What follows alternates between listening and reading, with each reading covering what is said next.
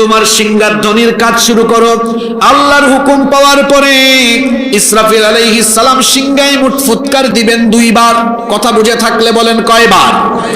প্রথমবার সিংহায় ফুৎকার দেওয়ার পরে সব পরিস্থিতি কেমনে বদলে যাবে। কোরআনে কারীমের 39 নম্বর সূরা সূরাতুজ জুমারের 68 নম্বর আয়াতে আল্লাহ তাআলা বলছেন, ওয়া নুফিখা ফিস সূরি ফাসাইকা মান ফিস সামাওয়াতি ওয়া মান ফিল আরদি ইল্লা মান শাআল্লাহ। প্রথমবার যখন সিংহায় ফুৎকার দেওয়া হবে, আসমান সমূহ আর জমিন সবকিছু আল্লাহর হুকুমে ধ্বংস হয়ে যাবে। মাথার উপরে যে বিশাল আকাশ, এই আকাশ থাকবে না। পায়ের তলায় যে জমিন আছে, এই জমিনও থাকবে না। এত সুন্দর পাহাড়, উঁচু উঁচু পর্বতমালা, কিছুই সেদিন থাকবে না।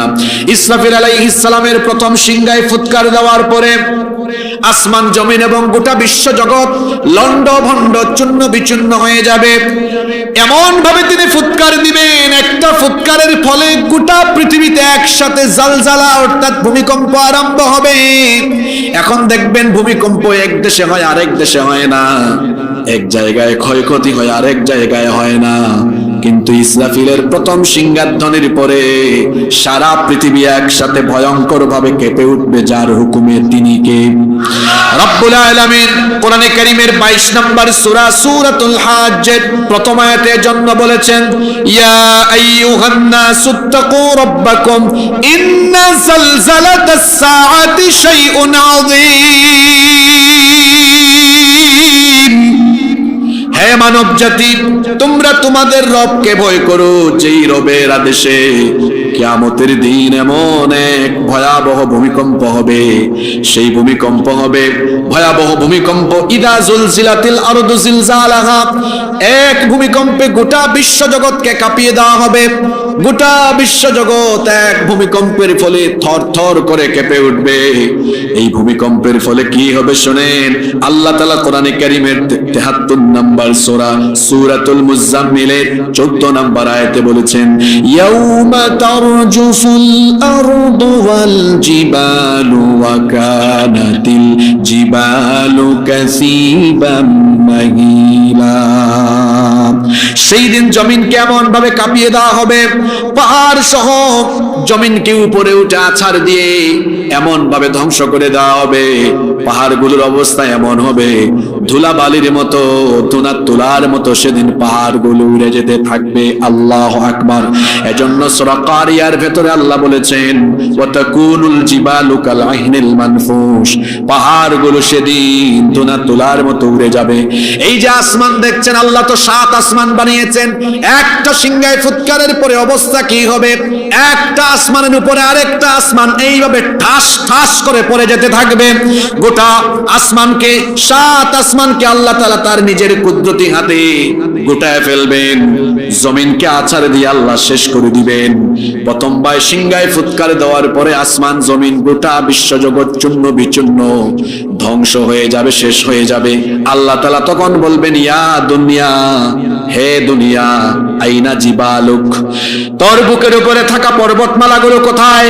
আইনা আনহারুকি, তোর উপরে বহমান থাকা নদ নদীমালাগুলো কোথায়? আইনাল মুতাকাব্বিরুন, আইনাল জব্বারুন, কোথায় সেই অহংকারীরা, কোথায় সেই স্বৈরাচারী দাম্ভিকেরা? আল্লাহ প্রশ্ন করবেন, কেউ তো তখন প্রশ্নের উত্তর দেওয়ার জন্য থাকবে না। আল্লাহ জিজ্ঞেস করবেন, লিমানিল মুলকুল ইয়াউম, আজকে রাজত্ব কার? আল্লাহ প্রশ্ন করে নিজেই জবাব দিবেন, লিল্লাহিল ওয়াহিদিল কাহ্হার, আজকে কেবলমাত্র একজনের ক্ষমতা চলবে। গলার আওয়াজ বড় করে বলেন, তিনি কে? প্রথম সিংহার ফুৎকারের পরে সবকিছু শেষ। আসমান জমিন এক কথায় গোটা বিশ্ব জগৎকে আল্লাহ ধ্বংস করে দিবেন। এরপরে আল্লাহ তাআলা ইসরাফিল আলাইহিস সালামকে বলবেন, ইসরাফিল, তুমি এবার দ্বিতীয়বার সিংহায় ফুৎকার দিয়ে তোমার দায়িত্ব শেষ করো। ইসরাফিল আলাইহিস সালাম এবার দ্বিতীয়বার সিংহায় যখন ফুৎকার মারবেন, দ্বিতীয়বার সিংহায় ফুৎকার দেওয়ার পরে পরিস্থিতি কি হবে? কোরআনে কারীমের 39 নম্বর সূরা সূরাতুজ জুমারের 68 নম্বর আয়াতে আল্লাহ বলছেন, সুম্মা নুফিখা ফীহি উখরা ফাইদা হুম কিয়ামুন ইয়ানদুরুন। অতঃপর যখন দ্বিতীয়বার সিংহায় ফুৎকার দেওয়া হবে, কবর থেকে মানুষ উঠে উঠে হাসরের ময়দানে গিয়ে সমবেত হবে। একটার পর একটা কবর খুলে যাবে, কবর থেকে মানুষ উঠবে। আহারে সেই বিভৎস কঠিন দিনের পরিস্থিতি শুনেন। এখন তো সকলের গায়ে সুতার তৈরি কাপড় চোপড় আছে, কিন্তু যেই দিন আমরা কবর থেকে উঠবো আমাদের অবস্থা কেমন হবে শুনেন। আল্লাহর নবী বলেছেন, ইহশারুন নাসু ইয়াউমাল কিয়ামাতি হুফাতান উরাতান গারলা। কিয়ামতের দিন মানুষেরা উলঙ্গ খাতনাবিহীন অবস্থায় নগ্ন পদে কবর থেকে উঠে হাসরের ময়দানে থাকবে, একটা মানুষের গায়েও কাপড় থাকবে না।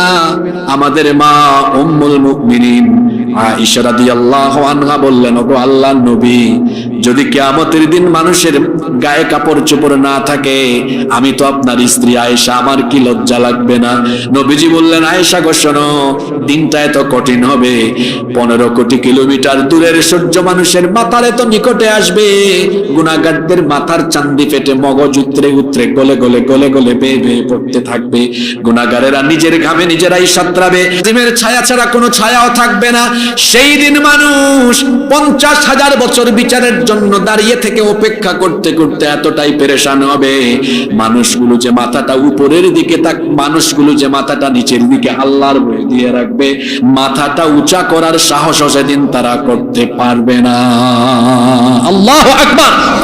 এইভাবে করে খালি পায়ে নগ্ন পদে উলঙ্গ খাতনাবিহীন অবস্থায় হাসরের ময়দানে পৃথিবীর প্রথম মানুষ এবং প্রথম নবী সাইয়েদিনা আদম আলাইহিস সালাম থেকে নিয়ে একেবারে শেষ মানুষ পর্যন্ত সকল মানব মণ্ডলীকে আল্লাহ একত্রিত করবেন। এরপরে বিচারের মাঠে ময়দানে মাহশরে সমবেত সকল মানুষকে আল্লাহ সেদিন 2 ভাগ করে ফেলবেন। কথা বুঝে থাকলে বলেন, হাসরের ময়দানে মানুষকে আল্লাহ কয় ভাগে ভাগ করবেন? আস্তে বলবেন না, জোরে বলেন, কয় ভাগ? সেই 2 ভাগ কি কি? আল্লাহ তাআলা কোরআনে কারীমে বলছেন, ফারীকুন ফিল জান্নাতি ওয়া ফারীকুন ফিস সাঈর। একদল লোক হবে জান্নাতি, আরেক দল লোক হবে জাহান্নামী। জান্নাত আর জাহান্নাম একরকম নয়, জান্নাতি আর জাহান্নামী অধিবাসী লোকেরাও সমান নয়। এজন্য রব্বুল আলামিন কোরআনে কারীমের 59 নম্বর সূরা সূরাতুল হাসরের 20 নম্বর আয়াতে বলছেন, লা ইয়াস্তাওয়ি আসহাবুন নারি ওয়া আসহাবুল জান্নাহ, আসহাবুল জান্নাতি হুমুল ফাইজুন। জান্নাত আর জাহান্নাম একরকম নয়, জান্নাত আর জাহান্নামের অধিবাসীরাও সমান নয়। জান্নাতি যারা সফল হলো তারা, সুবহানাল্লাহ পড়বেন না? জান্নাত কেমন, জাহান্নাম কেমন, আর জান্নাতীদের স্বভাব কেমন, জান্নাতে কারা যাবে, জাহান্নামে কারা যাবে, এই বিষয়ে আজকে আমরা কোরআন সুন্নাহ থেকে কথা শুনবো ইনশাআল্লাহ। আসেন প্রথমেই জানবো জান্নাতটা কেমন হবে। আচ্ছা বলেন তো, জান্নাত কেমন হবে? আরেকজন আগেই বলে ফেলছে। পাশেই আমি আসার সময় দেখলাম সেনাবাহিনী অনেক হয়তো ক্যাম্পও আছে, কথাও বললাম আমি এখানে আসতেছি, তারা জানলেন, বললেন হুজুর অনেক ভিতরে যাচ্ছেন, এটা একেবারে বর্ডারের সাইড, অসুবিধা নাই, আমরাও সময় পেলে আসবো, একসাথে আবার যাব, আলহামদুলিল্লাহ পড়েন। তো বলছিলাম সেনাবাহিনীর কমান্ডার কমান্ড করার আগে যদি তার সৈন্যরা গিয়ে ঝাঁপিয়ে পড়ে, বিপদ আছে না নাই? তা আপনি আগে ভাগে জবাব দিয়েন না। একজন বলছে জান্নাত ভালো হবে, ঠিক আছে, কিন্তু ভালোর চাইতেও আরো ভালো আছে না নাই? আচ্ছা জান্নাত কেমন হবে এটা কি আমরা কল্পনা করতে পারবো? স্বাভাবিক দেশ থেকে বিদেশে আমরা সফরে গেলে অবাক হয়ে যাই, এত সুন্দর সুন্দর জায়গা। জান্নাত কেমন হবে শোনেন, আল্লাহ তাআলা বলেছেন, এটা হলো হাদিসে কুদসি, আ'দাতু লিইবাদিয়াস সালিহিন মা লা আইনুন রাআত ওয়ালা উযুনুন সামিআত ওয়ালা খাতারা আলা কলবি বাশার। আমি আমার নেককার বান্দাদের জন্য জান্নাতকে কতটা ফ্যান্টাস্টিক চমৎকার করে বানিয়েছি, এটা পৃথিবীর কোনো মানুষের কান সেই নিয়ামত কখনো শুনে নাই, এই সৌন্দর্য পৃথিবীর কোনো মানুষের চর্মচক্ষু কখনো দেখে নাই। এটা যে কত সুন্দর হতে পারে তা কোনো অন্তঃকরণ দিয়ে কেউ কখনো ভাবতেও পারে নাই। এমন অকল্পনীয়, এমন অবর্ণনীয়, এমন নয়নাভিরাম চমৎকার জান্নাত যিনি জান্নাতীদের জন্য বানিয়েছেন তিনি কে? এবার শুনেন সেই জান্নাতের